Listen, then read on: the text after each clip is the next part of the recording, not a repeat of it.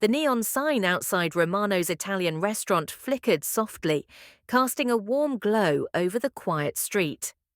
Inside, the aroma of garlic, roasted tomatoes, and fresh bread lingered in the air.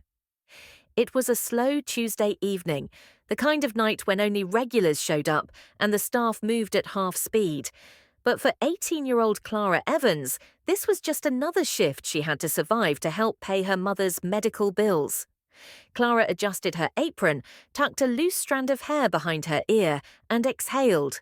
She'd been working doubles for weeks, hoping tips would be kind, but tonight wasn't looking promising. Only 2 tables were occupied, an older couple sharing lasagna and a man sitting alone in the far corner booth. She hadn't noticed him much at first. He wore a simple dark coat, no jewelry, nothing flashy. But there was something about him, an aura of control, quiet confidence, someone who didn't need to speak loudly to be heard. When Clara approached his table, she greeted him with the usual polite smile. "Good evening, sir. Can I get you started with something to drink?"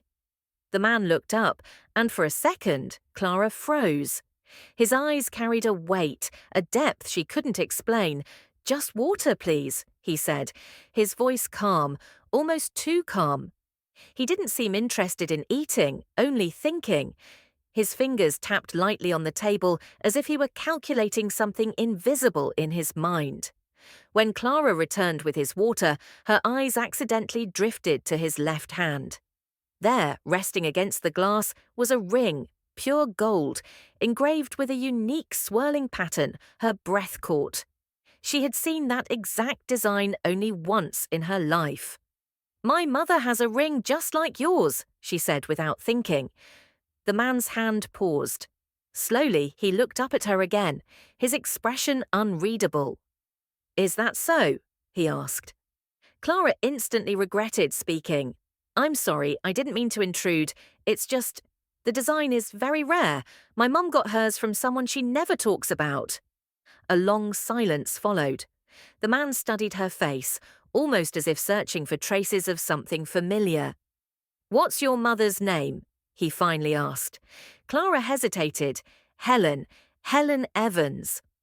The man exhaled softly and looked away, as if her answer struck a hidden nerve. "Interesting," he murmured. Before Clara could ask anything else, the restaurant door opened, and the cold night breeze swept in. A sharply dressed man in a grey suit walked straight to the corner booth and whispered something urgently into the stranger's ear. Clara pretended not to notice, but it was impossible not to sense tension building. The suited man's posture screamed stress. "Sir, they found the documents," the assistant said, "but the board is demanding an explanation." The man in the coat responded in a low voice, "Tell them they'll get it when I'm ready."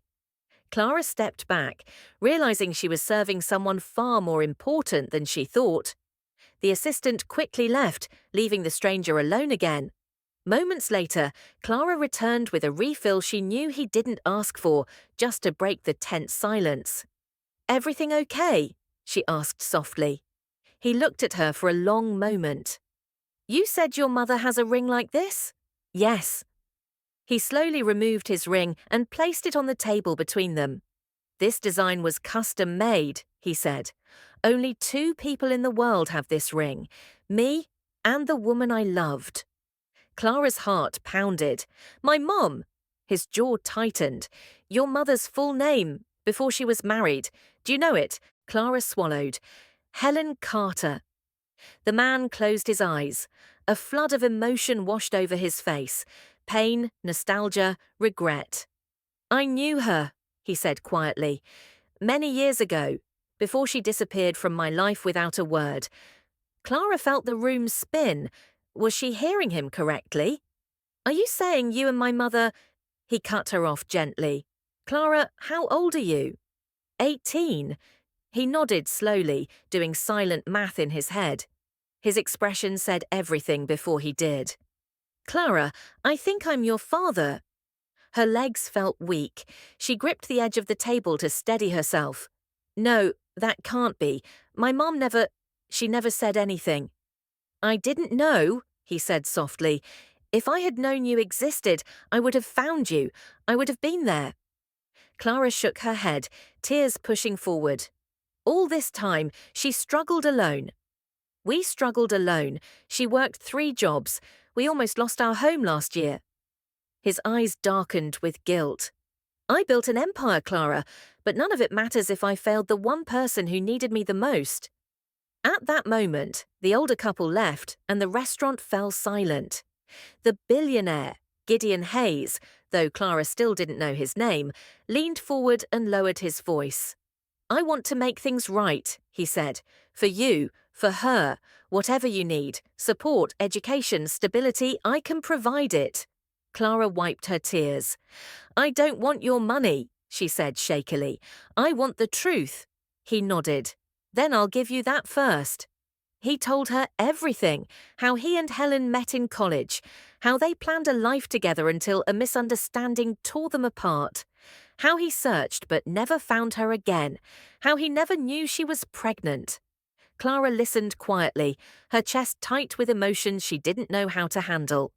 Finally, he stood up and gently placed the ring in her hand. Keep it, he said. It belongs to you as much as it ever belonged to me.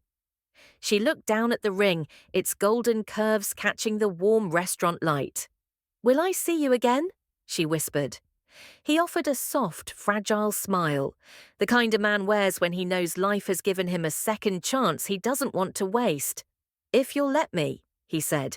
This time, I'm not going anywhere.